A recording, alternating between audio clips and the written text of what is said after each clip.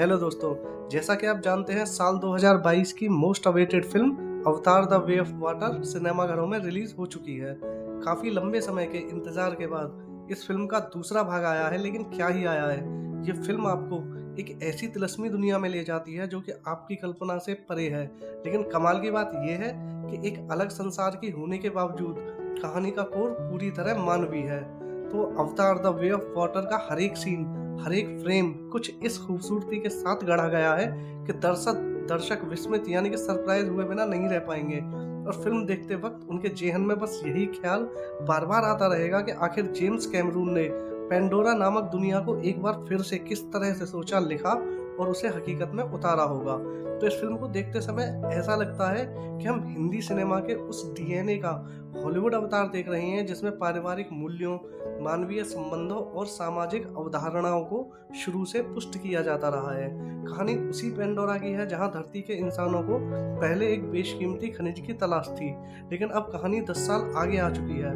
धरती इंसानों के रहने लायक नहीं बची है और तलाश है एक ऐसे ग्रह की जहां इंसानों की बस्तियां बसाई जा सकें। पूरी तरह से नावी बन चुके जैक सली और उसकी नावी रैम का नेत्री का परिवार बढ़ रहा है।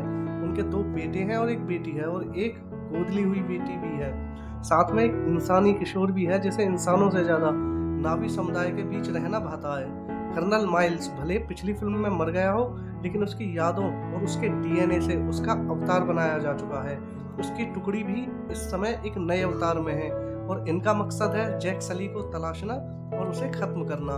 तो धरती के लोग जिन्हें पेंडोरा वासी स्काई पीपल के नाम से बुलाते हैं, उन्होंने मृत कर्नल माइल्स की स्मृतियों और डीएनए से कर्नल क्वारिज को एक नए अवतार के रूप में बदल दिया है, जो कि प्रतिशोध लेने के मिशन पर लग गया है।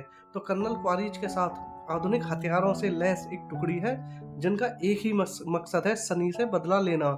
तो किस तरह वह सली के बच्चों पर हमला करके स्पाइडर को बंधक बना ले जाता है और फिर सली का परिवार और उसका समुदाय जब खतरे में आता है तो वह युद्ध को चुनने की बजाय अपने परिवार को चुनता है और परिवार की रक्षा के लिए अपनी सरदारी छोड़ देता है।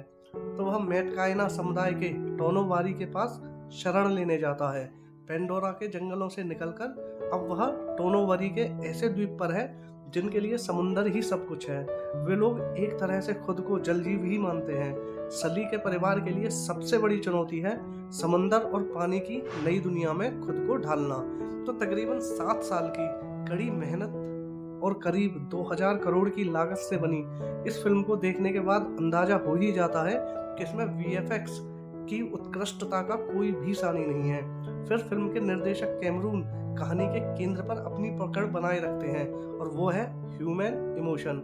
नावी या टोनोवोरी समुदाय के लोग भले जंगलों या समुद्र में रहें, भले उनकी पूंछें हाथ जुड़े हों, मगर भावनात्मक रूप से आप उनके साथ गहरा जुड़ाव महसूस करते हैं, क्योंकि वे भी हमारी और आपकी तरह अपनी जगह, अपने लोगों और अपने परिवार को बचाने के लिए किसी भी हद तक जाने को तैयार हैं। वीएफएक्स की बात करें तो इस बार कैमरून हमें जंगलों से समंदर की एक ऐसी दुनिया में ले जाते हैं जहां सब कुछ इतना खूबसूरत और इतना जादुई है कि कुछ देर बाद आप भी खुद को उसी में गोते लगाते पाते हैं। कैमरून की स्टोरी टेलिंग किसी भव्य महाकाव्य जैसी लगती है, जिसमें हर तरह का रस है, चाहे वो वीर रस हो या करुण रस हो या फिर श्रृंगार रस हो। कैमरून ने तकनीकी रूप से भी फिल्म को कई पायदान ऊपर चढ़ाया है। फिल्म पानी के भीतर की दुनिया और वहाँ के जीव जंतुओं को 3D इफेक्ट्स में बहुत ही शानदार तरीके से दिखाती है और इसके बैकग्राउंड स्कोर हो या फिर करुण रस को बढ़ाने वाला संगीत अथवा सिनेमाटोग्राफी, सब कुछ एकदम बेहतरीन है। इस फिल्म में बस एक ही खामी हम हल्के तौर पर देख पाते हैं और वह है फिल्म का 3 घंटे और 13 मिनट इतना लंबा होना। पहला भाग कैमरून ने किरदारों को डेवलप करने में लगाया है, जो खिंचा हुआ और 40 मिनट आपकी आंखें चकाचौंध हो जाती हैं।